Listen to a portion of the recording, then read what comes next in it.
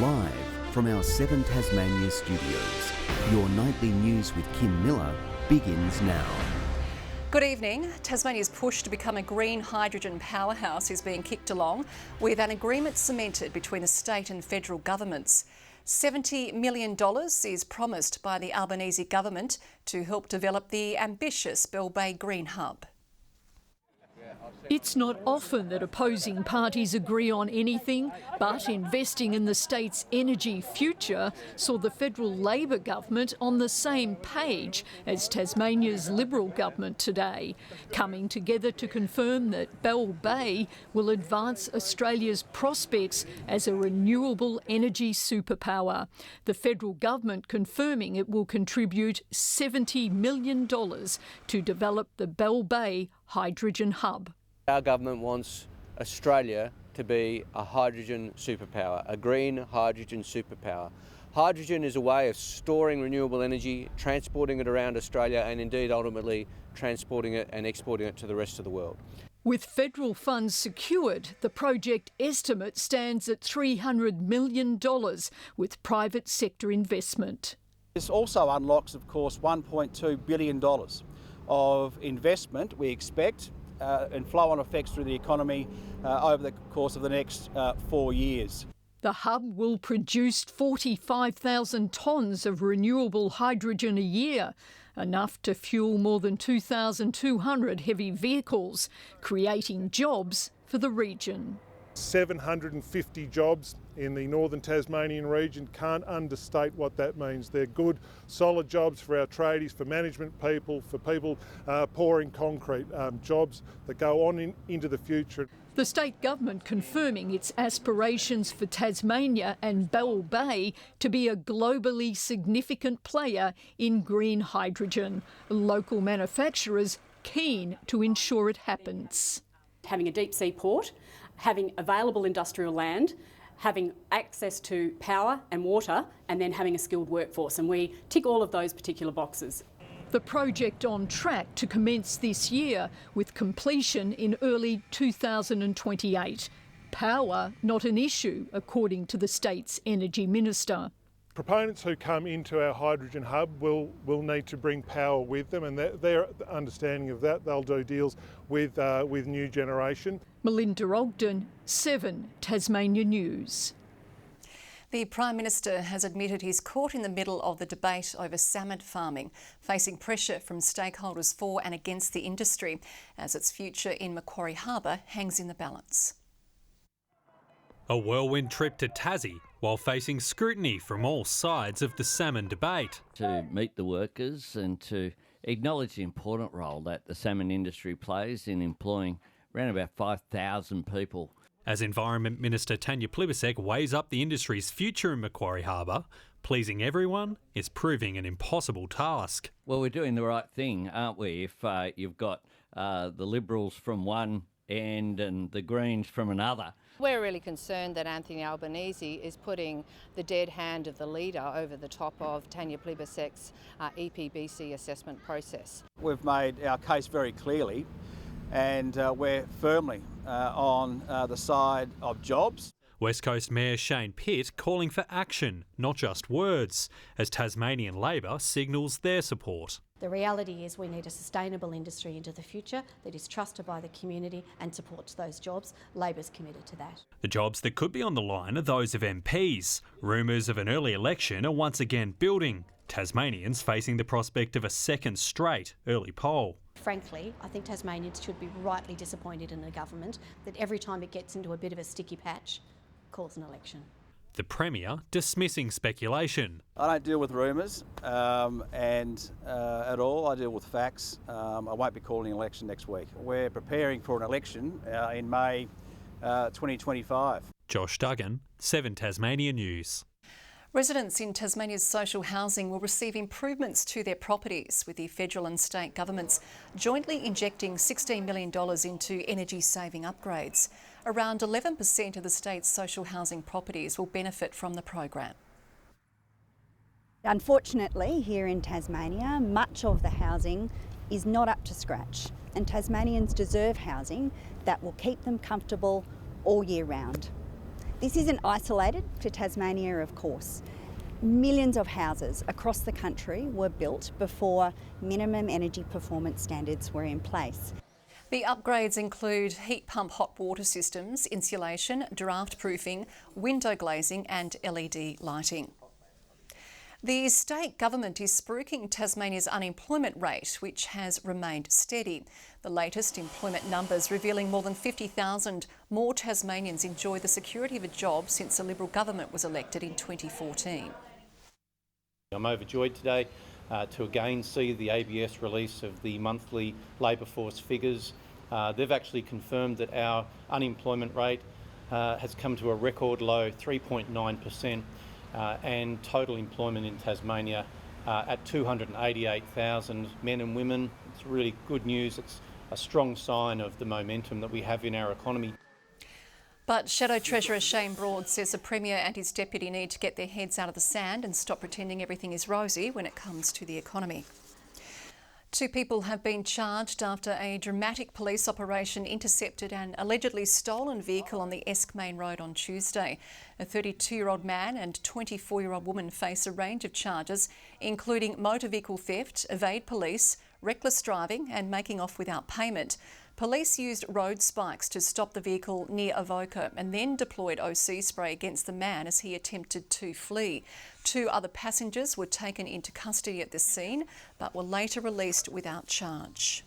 The career of Tasmanian AFL star Taran Thomas is hanging in the balance. Ordered to front league headquarters over new claims of inappropriate behaviour. Mitch Cleary has the latest. Mitch, the AFL appears to be taking this extremely seriously. Kim, so seriously, the 23-year-old has employed his own legal representation. Thomas had been due to meet with the AFL Integrity Unit here this morning on fresh allegations of inappropriate behaviour towards a woman, but it's been pushed back to next week given his lawyer was unavailable today. It's believed these allegations relate to a new individual separate to claims levelled against Thomas last year that saw him stood down by the club before sitting out the first half of the season. Thomas was absent from training today and will stay away for a second consecutive day tomorrow. His career under increased spotlight as he prepares to enter the final year of a contract worth around $700,000 a season. Kim? Okay, thank you there for the update, Mitch.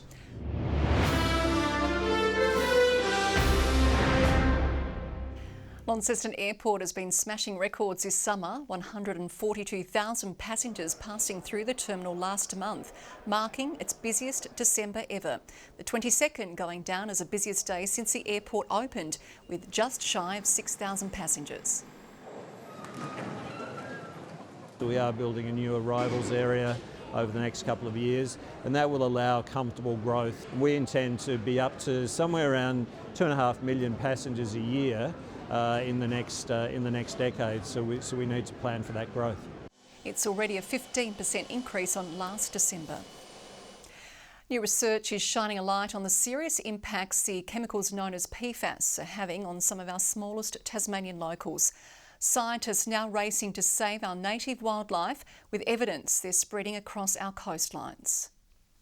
It's been labelled the forever chemical and it's having serious impacts on Tasmania's little penguins. Every application of PFAS that's ever been used in the past is still present in different environmental forms. So that's the real issue here, is that persistence. Scientists detected PFAS chemicals in 76% of 50 nesting soils and 82% of 45 blood samples from the smallest all penguins.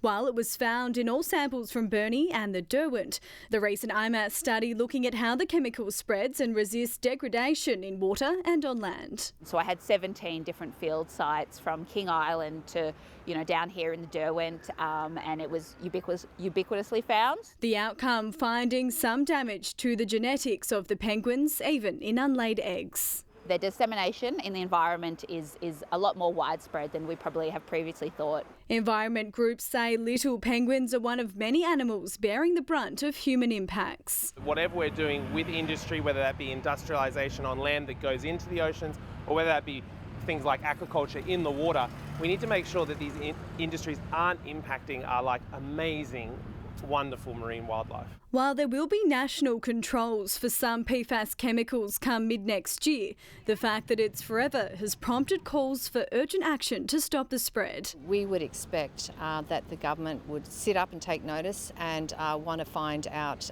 want to support scientific research in this area. Ruby Cairns, 7 Tasmania News. Labor's calling for a faster rollout of promised upgrades to volunteer fire brigades.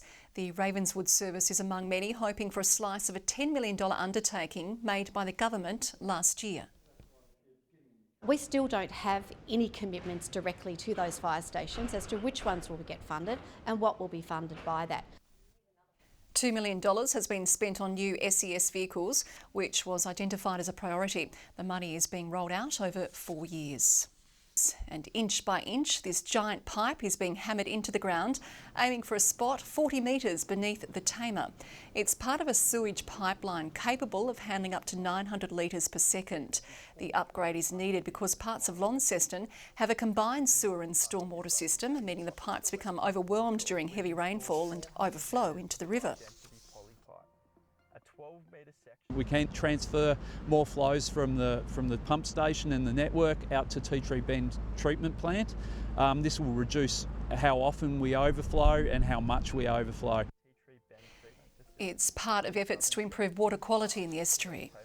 There are new rules in place for anyone with an antique gun after changes to the Firearms Act were made by the Police Commissioner. Anyone in possession of a weapon from before the 1900s can apply for an exemption, a licence upgrade or to sell it to a licensed dealer.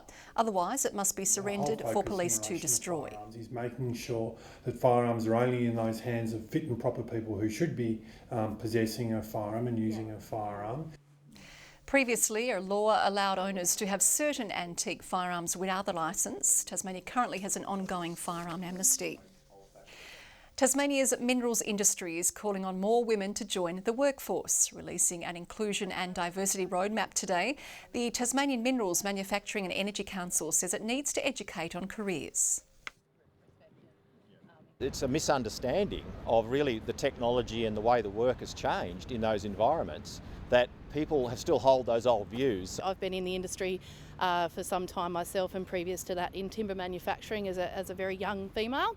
Very challenging start to my career, but I've noticed a really strong shift. The industry says it will need 20,000 more workers in Tasmania by 2040. Well, Tasmanians have thrown their hat in the ring to change their financial situation, hoping to wake up $100 million richer with the year's first major Powerball jackpot on the line. Newsagents across the state experiencing a rush today as winning hopefuls placed a last-minute bet on their lucky numbers. It was pumping this morning, it's been pumping all day, so we've had quite the sales. There have been no Division 1 winners for the past 4 Powerball draws, but Howrah has proved a popular winning spot for Division 1 wins in the past. There's around 45 minutes left to buy a ticket, with entries closing at 7:30.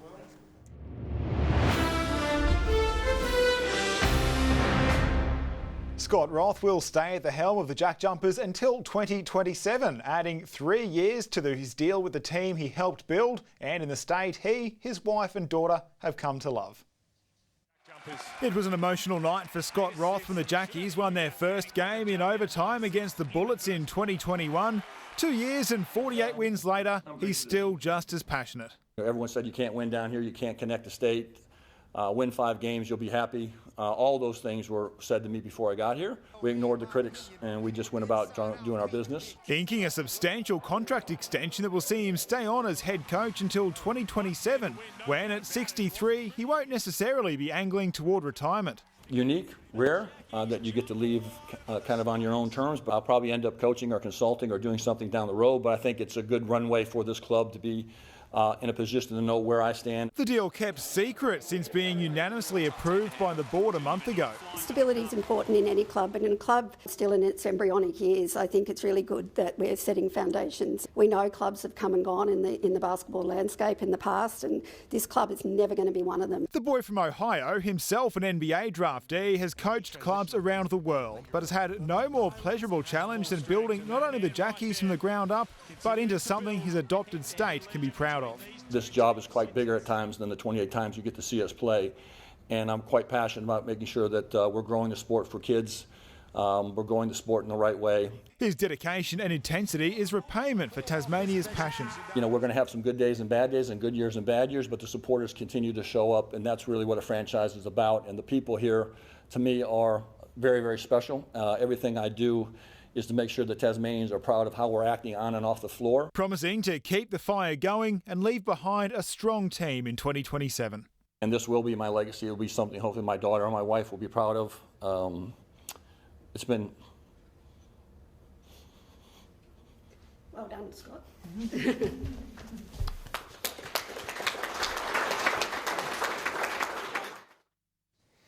Top-tier triathlon is returning to Devonport with the opening round of the World Triathlon Para Series hitting Mersey Bluff in March. It's an important year for the sport as the para-athletes prepare for their Paris campaigns. There's less than 6 months until the qualification window closes. Fierce rivals Queensland and Tasmania have teamed up in the WNCL, joining forces to help struggling ground staff protect the pitch as a surprise storm blew into Blunston. Earlier in the day, Elise Villani was leading scoring with a 71-run knock. The match abandoned after 26 overs. The Tigers happy to hang on to the ladder leadership with the draw.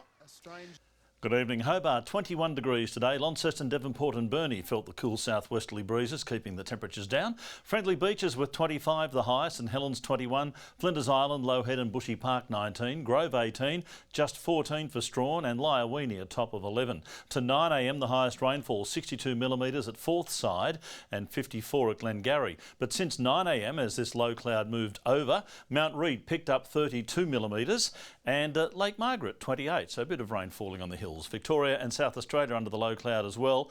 Cloud with thunderstorm activity pushes over the Tasman Sea from the far north.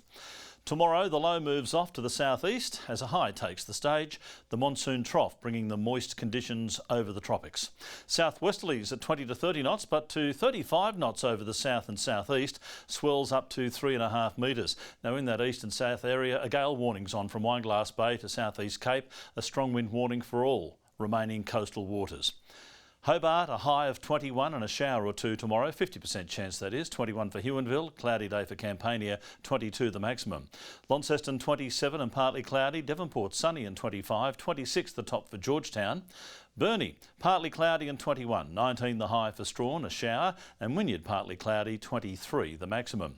25 for St Helens and partly cloudy, Swansea 23, the top of 20 for Port Arthur, a windy day there with a shower or two. Saturday, St Helens, Swansea and maybe Hobart with a light shower, fine and partly cloudy the rest, isolated and scattered showers blowing around in a southwesterly airstream on to Sunday, and those showers easing during Monday afternoon and evening with winds turning a little to the southeast later.